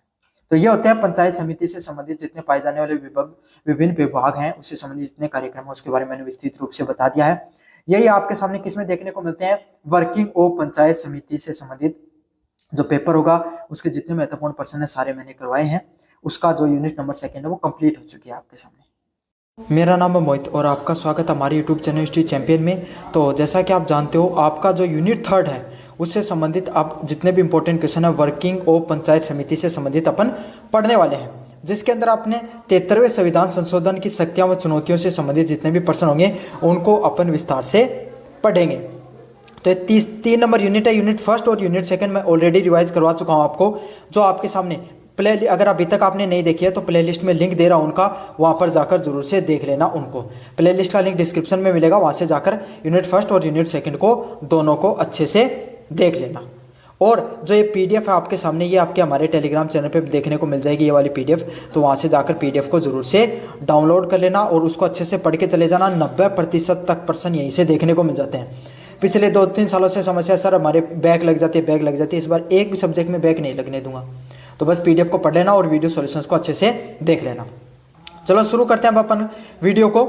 73वें संविधान संशोधन 1992 की प्रमुख प्रावधानों पर चर्चा कीजिए। तो 73वां संविधान संशोधन हुआ 1992 की, उसके क्या क्या प्रमुख प्रावधान रहे हैं उसके बारे में अपन विस्तार से चर्चा करने वाले हैं। काफी ज्यादा महत्वपूर्ण प्रश्न है आपके सामने यूनिट 3 का। 73वां संविधान संशोधन है वो 1992 में लागू हुआ है, जिसने पंचायती राज संस्थाएं हैं PRI, पंचायती राज जो इंस्टीट्यूशन है उसको आपके सामने संवैधानिक दर्जा प्रदान किया। 1992 से आज के समय जो आप ग्राम पंचायत देखते हो, पंचायत समिति देखते हो, तहसील स्तर की जो व्यवस्था देखते हो, ये भारतीय जो लोकतांत्रिक परंपराओं में ये नहीं देखने को मिलती थी। पहले आपके सामने जो लोकतांत्रिक परंपराओं की सबसे निचली परंपराओं में जो विधानसभा के चुनाव होते थे, विधानसभा के वही सबसे निचले स्तर के चुनाव होते थे। लेकिन उसके बाद में 73वां संविधान संशोधन 1992 में लागू किया गया, जिसमें ये विवेचना की गई कि भारत में ग्रामीण क्षेत्र में सबसे ज़्यादा लोग रहते हैं और शहरी क्षेत्र में भी लोग रहते हैं, तो उन्हीं लोगों का भी राजनीति में भागीदारी होना बहुत ज़्यादा ज़रूरी है। अगर वो लोग भी राजनीति से जुड़ाव महसूस करेंगे तो भारत में जो प्रगति है वो और ज़्यादा गतिशील होगी और भारतीय लोकतंत्र वह और ज़्यादा मजबूत होगा। तो इसी चीज़ को ध्यान में रखते हुए 73वां संविधान संशोधन 1992 की शुरुआत की गई। उसको भारतीय संविधान के जो संसद पटल है लोकसभा राज्यसभा में उसको रखा गया और उसको स्वीकृति मिलती है 1991 में, और 1992 में उसको लागू कर दिया जाता है। और इससे क्या होता है, आपके सामने जो पंचायती राज संस्थाएं हैं उसको संवैधानिक दर्जा मिलता है। दो प्रकार के दर्जे होते हैं आपके सामने, एक चीजें, एक इंस्टीट्यूशन, वो संस्थाएं जो पहले से लोकतंत्र में हमारे संविधान के निर्माण किया गया उस समय थी, जैसे संसद, लोकसभा, राज्यसभा, विधानसभा, विधान परिषद जैसी संस्थाएं हैं, वो भारत की संविधान निर्माताओं ने अपने जब संविधान का निर्माण किया उसी समय डाल दिया गया था। लेकिन ग्राम पंचायत, पंचायत समिति और जो जिला परिषद जैसी जो संस्थाएं हैं उसको 73वें संविधान संशोधन में किया गया और उसके अंदर उनको संवैधानिक दर्जा मिलता है। इससे भारतीय लोकतंत्र के विकेंद्रीकरण की नींव को मजबूत किया। थोड़ा सा 1 मिनट आपका एक्स्ट्रा लूंगा और ये समझाऊंगा कि विकेंद्रीकरण क्या होता है। दो प्रकार की परंपराएं होती हैं, एक होता है केंद्रीकृत परंपरा। केंद्रीकृत परंपरा कौन सी होती है आपके सामने, जहां पर जो राजशाही होता है ना, वहां पर क्या होता है, एक राजा होता है और उसी के नीचे अलग अलग प्रकार की जो संस्थाएं देखने को मिलती हैं, सारी शक्तियां राजा के हाथों में रहती हैं। तो वो परंपराएं, वो लोकतांत्रिक या राजशाही परंपराएं जिसमें आपके सामने सिर्फ एक व्यक्ति के हाथों में सारी शक्ति हो, उसको केंद्रीगत शक्तियों के नाम से जाना जाता है, केंद्रीकरण के नाम से जाना जाता है। इसी के विपरीत आपके सामने विकेंद्रीकरण होता है, जहां पे एक से अधिक लोगों के पास शक्ति होती है, उसी को विकेंद्रीकरण के नाम से जाना जाता है। अब क्या हो गया, पहले प्रधानमंत्री उसके पास शक्तियां हैं, उसके बाद में आपके सामने जो मुख्यमंत्री है उसके पास सबसे बड़ी शक्तियां हैं, और ग्रामीण स्तर में सरपंच के पास भी उतनी, प्रधान है उसके पास भी शक्तियां देखने को मिलती हैं। तो ग्रामीण स्तर से लेकर राज्य स्तर से लेकर देश के सबसे बड़े प्रधानमंत्री के स्तर तक हर स्तर पे शक्तियों का बंटवारा देखने को मिला। इसी शक्तियों के बंटवारे को क्या कहा जाता है, विकेंद्रीकरण के नाम से जाना जाता है। अब ये 73वां संविधान संशोधन देखने को मिला, इसमें क्या किस प्रकार की संरचनाओं को रखा गया, किस प्रकार की विविध प्रकार की चीजों को इसमें जोड़ा गया, इसके बारे में भी अपन विस्तार से पढ़ेंगे। सबसे पहला प्रावधान इसके अंदर डाला गया त्रिस्तरीय संरचना। त्रिस्तरीय संरचना क्या है, सभी राज्यों में 20 लाख से कम वाले जनसंख्या वाले राज्यों को छोड़कर 3 भागों में बांट दिया गया। ऐसे राज्य जिसमें 20 लाख से कम जनसंख्या है उसमें आपके सामने जो पंचायती राज व्यवस्था को लागू नहीं किया गया, क्योंकि वो खुद बहुत छोटे हैं, उन्हें इतनी ज़रूरत नहीं है। लेकिन जहाँ पे 20 लाख से ज़्यादा जनसंख्या देखने को मिली जिस राज्य में, उसको 3 भागों में बांट दिया गया उसकी पंचायती राज व्यवस्था को। सबसे निचले स्तर में आता है ग्राम, गांव होता है, समझ में आ गया। गांव के अंदर ग्राम पंचायतों का निर्माण किया गया जिसका मुखिया सरपंच होता है। फिर बहुत सारी ग्राम पंचायत गांवों को मिलाकर क्या बनता है आपके सामने, खंड या ब्लॉक, समझ में आ गया। ब्लॉक पे निर्माण किया गया आपको पंचायत समिति का, जिसके बारे में अपन विस्तृत रूप से अध्ययन कर रहे हैं इस विषय में। और फिर आपके सामने जो जिले पर निर्माण किया गया जिला परिषद का। तो इस तरीके से आपके सामने 3 अलग अलग भागों में इनको बांटा गया, जहां पे पंचायतों की एक समान व अनिवार्य जो प्रणाली है उसको स्थापित किया गया, जहाँ पे पंचायती स्तर पे एक समान व अनिवार्य त्रिस्तरीय जो प्रणाली है उसको इसमें लागू किया गया। समझ में आ गया। तो 3 स्तर मैंने आपको समझा दिए हैं और तीनों की अपनी अपनी विकेंद्रित लोकतांत्रिक परंपराओं के तहत शक्तियां देखने को मिलती हैं। अगले वाला पॉइंट है सीधा चुनाव व निश्चित कार्यकाल। पंचायतों के सभी स्तरों पर सदस्यों का चुनाव अप्रत्यक्ष होगा। मतलब इसमें सबसे मुख्य बिंदु यही जोड़ा गया कि पंचायती राज में जितने भी सदस्य होंगे उनका प्रत्यक्ष चुनाव होगा। बहुत महत्वपूर्ण पॉइंट है। सबसे पहले पर बात करें, आप जब ग्राम पंचायतों का जो चुनाव होता है तो क्या आप अपने सरपंच को चुनते हो, खुद चुनते हो या नहीं चुनते हो? आप सभी कहोगे सर बिल्कुल हम चुनते हैं। हमारे गांव में ग्राम पंचायत में सरपंच का चुनाव होता है, पंच का चुनाव होता है, तो हम खुद वोट देकर उनको चुनाव करते हैं। तो ये पहले स्तर पे होता है ग्राम पंचायत का चुनाव। फिर पंचायत समिति पे शायद आपको पता है नहीं पता, अपने पिताजी से, अपने दादाजी से, या जो राजनीति से जुड़े हुए व्यक्ति हैं, या आप भी अगर आप वोट देते हो तो आपको पता चलेगा जिस दिन ग्राम पंचायत के चुनाव होते हैं उसी दिन जो आपके सामने जो पंचायत समिति के भी चुनाव होते हैं। 10,000 के वोट, 20,000 के वोट जिनको बोला जाता है, पंचायत समिति के सदस्यों के नाम से चुना जाता है। वो भी प्रत्यक्ष रूप से चुने जाते हैं, जनता उनका निर्वाचित करती है। जिस दिन आपके सामने सरपंच के चुनाव होते हैं उसी दिन पंचायत समिति के और जिला परिषद के चुनाव भी देखने को मिलते हैं आपके सामने। वहीं पर आपके सामने पंचायत समिति में, ग्राम पंचायत में आपके सामने चुनाव होता है किसका, सरपंच का। पंचायत समिति में जो पंचायत समिति के सदस्य हैं वो चुनाव करते हैं प्रधान का। समझ में आ गया। तो आपने सुना ना, प्रधान शब्द काफी पॉपुलर है। वो कहां से निकल कर आया आपके सामने, पंचायत समिति का मुखिया होता है उसको प्रधान के नाम से जाना जाता है। यदि समिति समय से पहले भंग हो जाती है तो 6 महीने के भीतर चुनाव करना अनिवार्य होता है, चाहे सरपंच के चुनाव हो, चाहे आपके सामने पंचायत समिति के चुनाव हो। अगर समय से पहले, अगर जो प्रधान है या आपके सामने जो पंचायत समिति का सदस्य है, पंच हो गया, सरपंच हो गया, वो किसी प्रकार की कानूनी दांवपेच में फंस जाता है, भ्रष्टाचार में पाया जाता है, या फिर शारीरिक व मानसिक रूप से असक्षम है, जो इस लोकतांत्रिक जो पद है उसको निभाने में असक्षम है, तो क्या हो जाता है, उसको हटा दिया जाता है, भंग कर दिया जाता है, उस जो चुनावी परंपरा जो उस व्यक्ति को पद से हटा दिया जाता है, और उसके बाद में 6 महीनों में फिर से चुनाव करवाना क्या माना गया है, अनिवार्य माना गया है। अगले वाले पॉइंट की तरफ आप बढ़े, आपके सामने आरक्षण भी दिया गया है। SC ST जनसंख्या के अनुपात आपके सामने आरक्षित की गई है। मतलब जिस तरीके से आपके सामने MLA और MP के चुनाव में आपके सामने SC और ST अनुसूचित जाति व अनुसूचित जनजाति की जो सीटें उनको आरक्षित की जाती हैं, उसी तरीके से आपने सुना होगा सरपंच के चुनाव में अक्सर कि ये तो इस बार SC की सीट है, इस बार ST की सीट आई है, इस बार OBC की सीट है, इस बार जनरल की सीट है।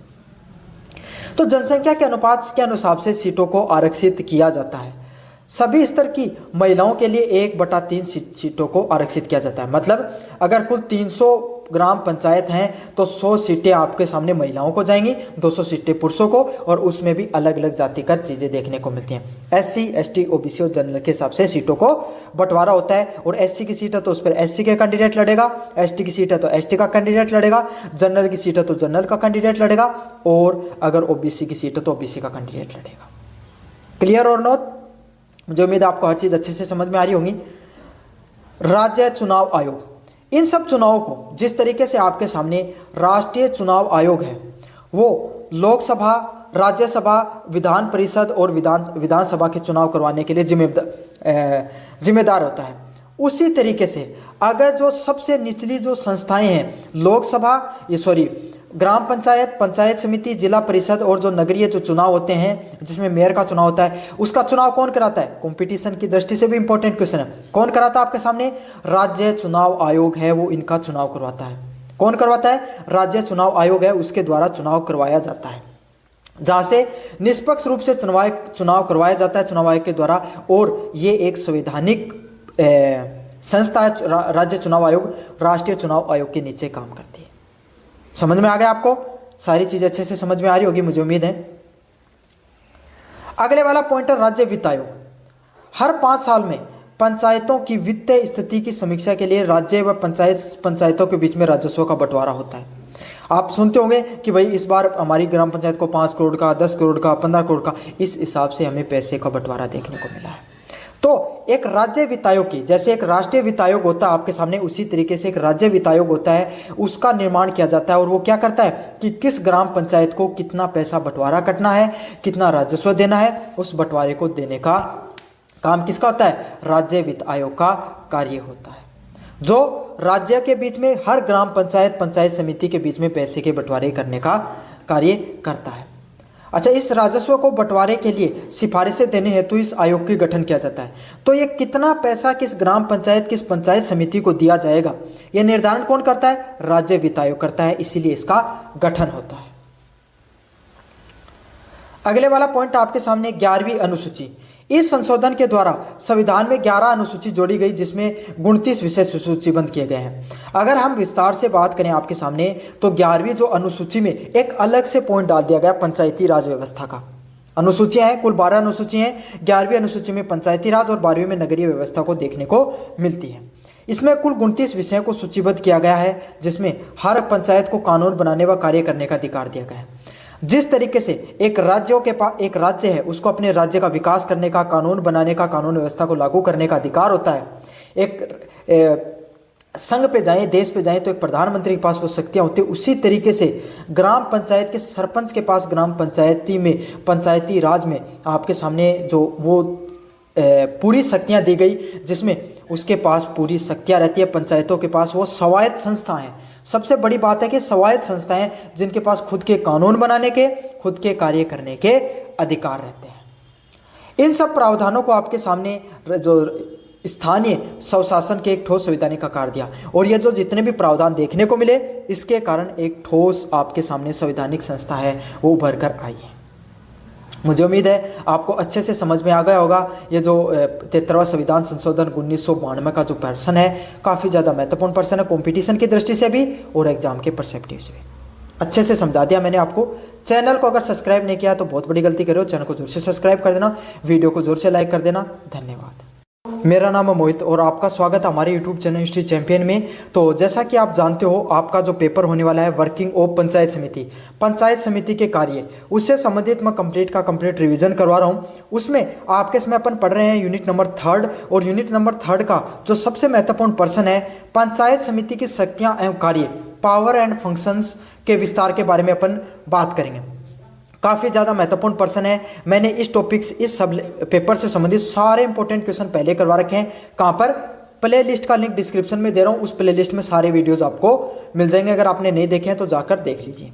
साथ के साथ आपको क्या करना है, ये पीडीएफ है टेलीग्राम चैनल पे मिल जाएगी। सभी बच्चे टेलीग्राम चैनल को जोर से ज्वाइन कर लो, वहाँ पर ये पीडीएफ फ्री में देखने को मिलेगी आपको सामने।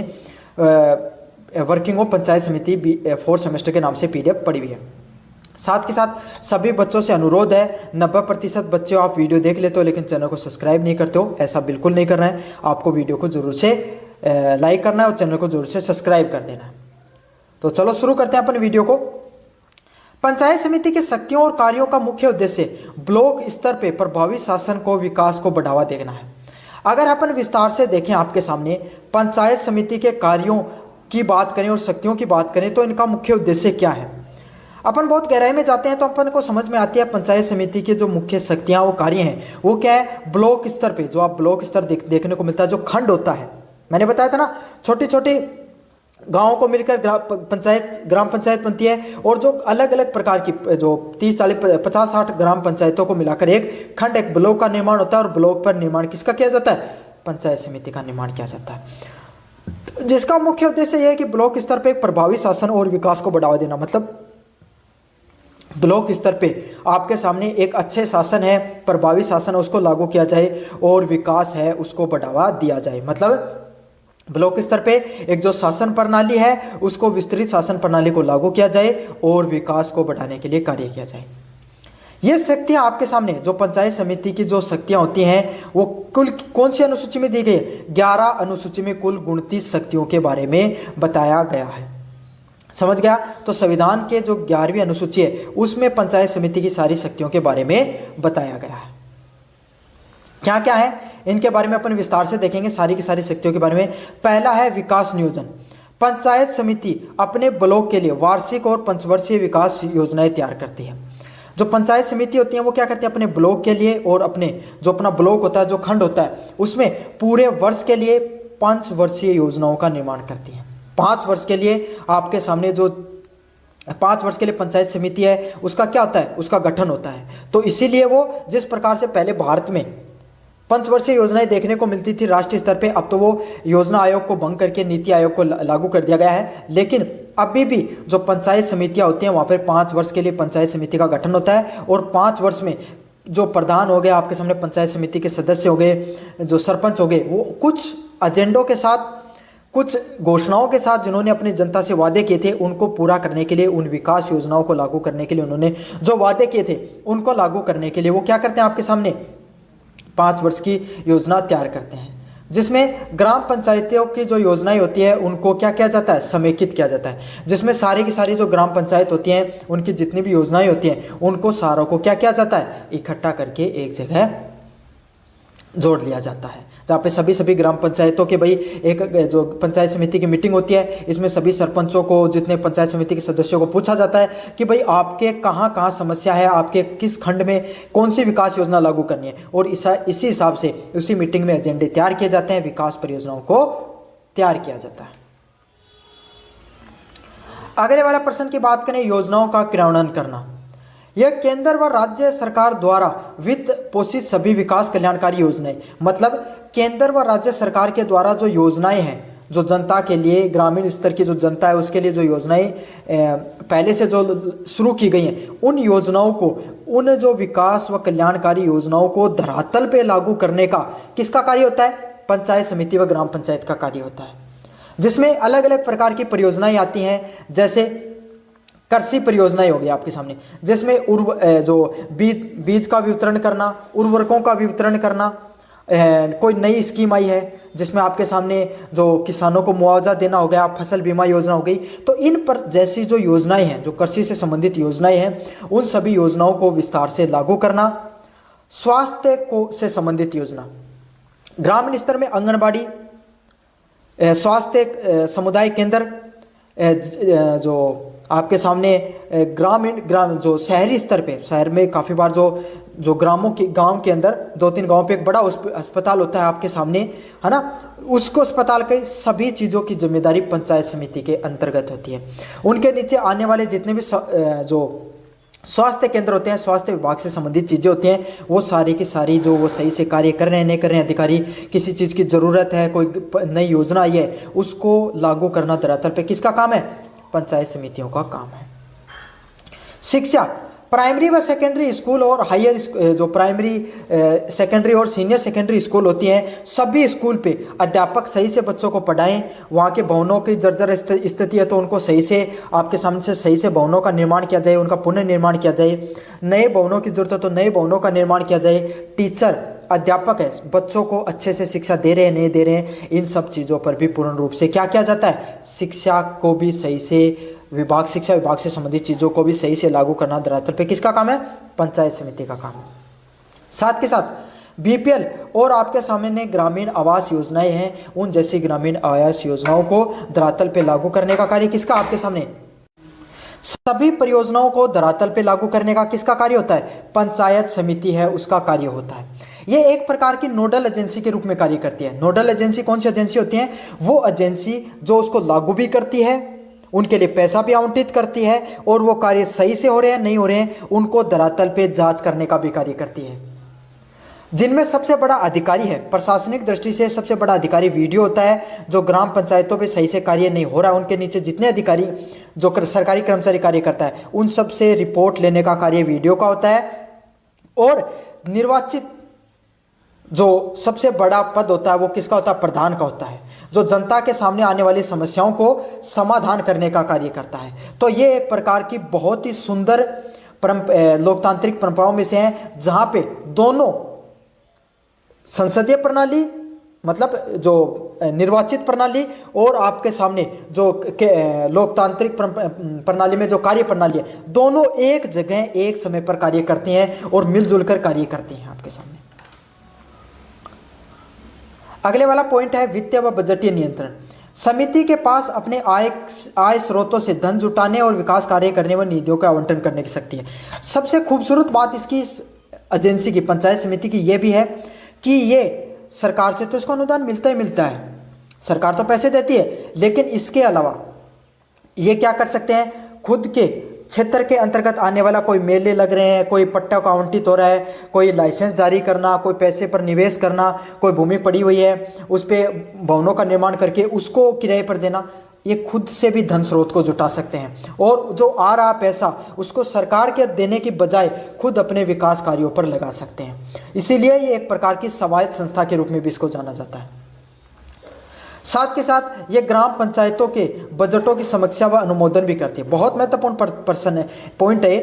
जो ग्राम पंचायत होते हैं उसमें सरपंच के द्वारा, उसमें जो सरकारी कर्मचारी होता है, ग्राम सेवक, वो उनको कितना बजट आवंटित किया गया। जैसे सड़क बनाई गई 30 लाख रुपए की, और सरपंच ने क्या किया? 20 लाख रुपए की बना दी और 10 लाख रुपए उसने कहीं भ्रष्टाचार कर दिया।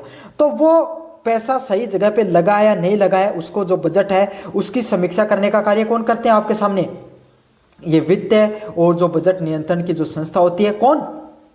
पंचायत समिति।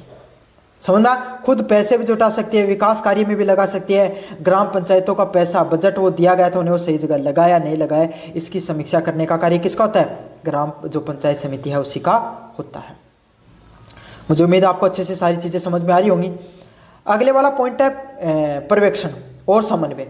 यह अपने अधिकार क्षेत्र में आने वाली ग्राम पंचायतों को कार्य का पर्यवेक्षण करती है। क्या करते हैं? आपके सामने इनके नीचे जितनी ग्राम पंचायत आ रहे हैं उनमें सड़क निर्माण हो गया, साफ सफाई हो गई, जो ग्राम पंचायतों जितने भी कार्य होते हैं, आपके सामने भवन निर्माण हो गया, इसके लिए पैसा आवंटित किया जाता है, मनरेगा का पैसा हो गया, वो सही से लागू हो रहा है नहीं लागू हो रहा है, धरातल पे उसका सुपरविजन किया जाता है। मतलब जैसे मनरेगा है, मनरेगा का जितना मतलब मनरेगा के लिए समझ लो जो किसी ग्राम पंचायत को 10 लाख रुपए दिए गए, तो 10 लाख रुपए वो सही से धरातल पे लागू है नहीं लागू है वो देखा जाता है, उसके बाद उसका बजट है वो आगे आवंटित किया जाता है।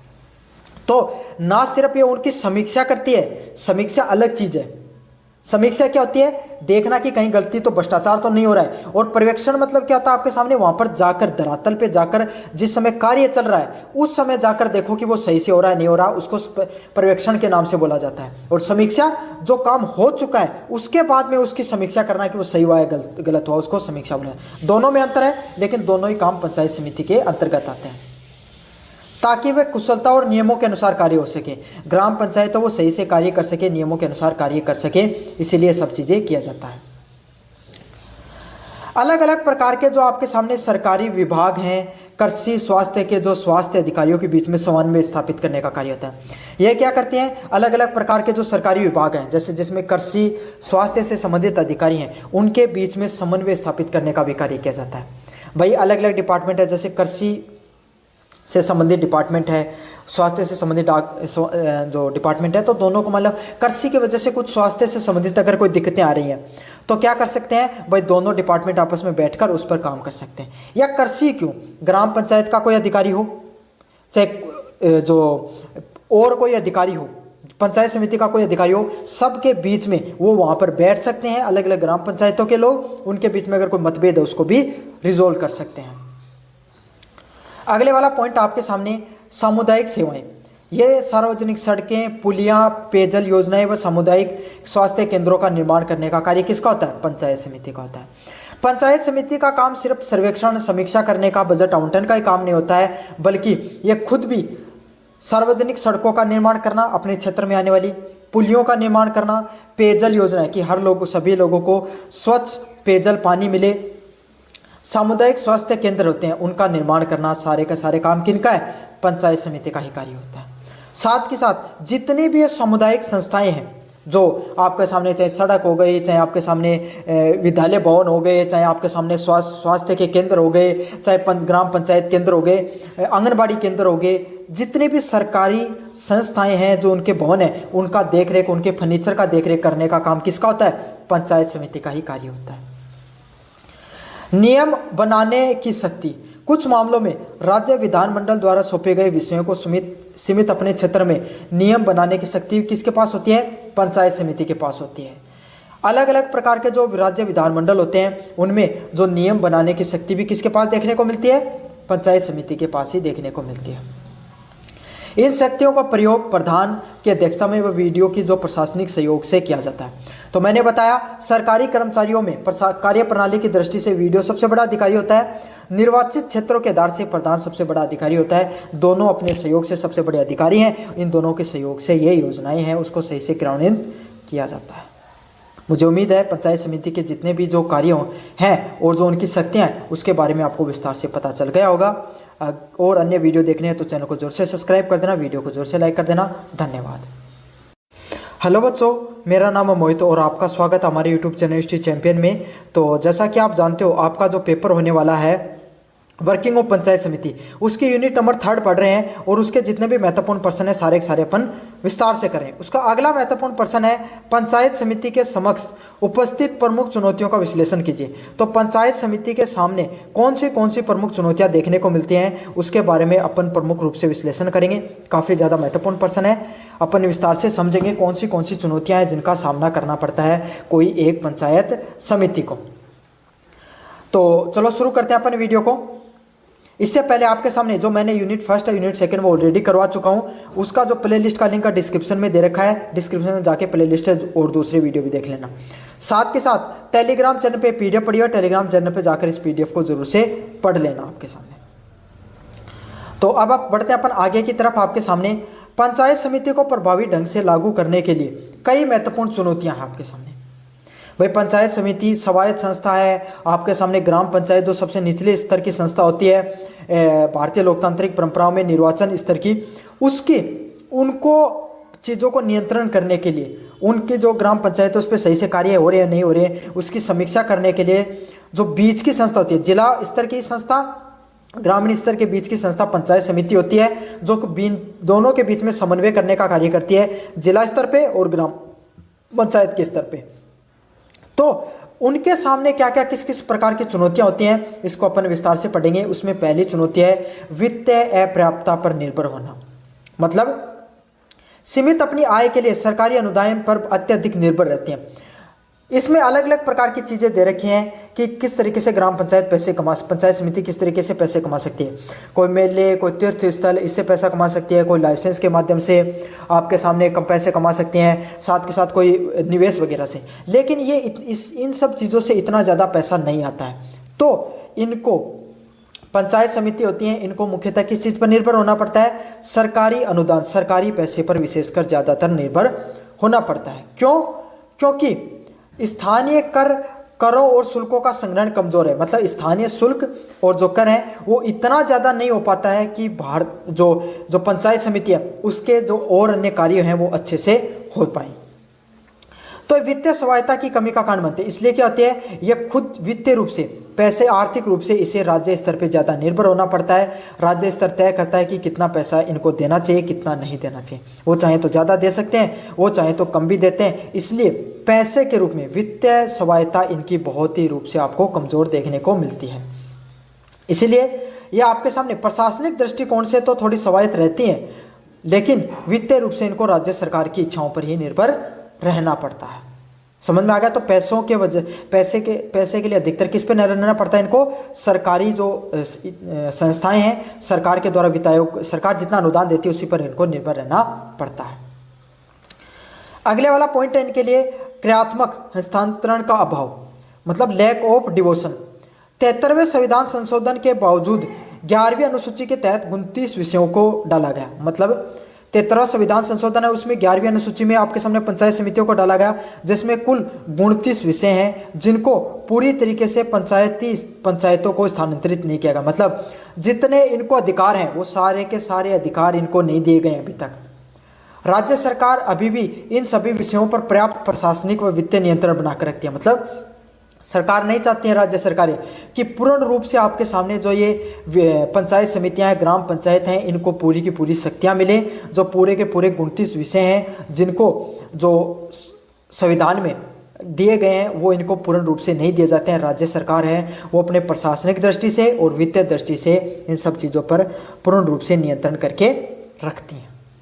समझ में आ गया? तो इससे भी इनकी स्वायत्ता में थोड़ी कमी देखने को मिलती है।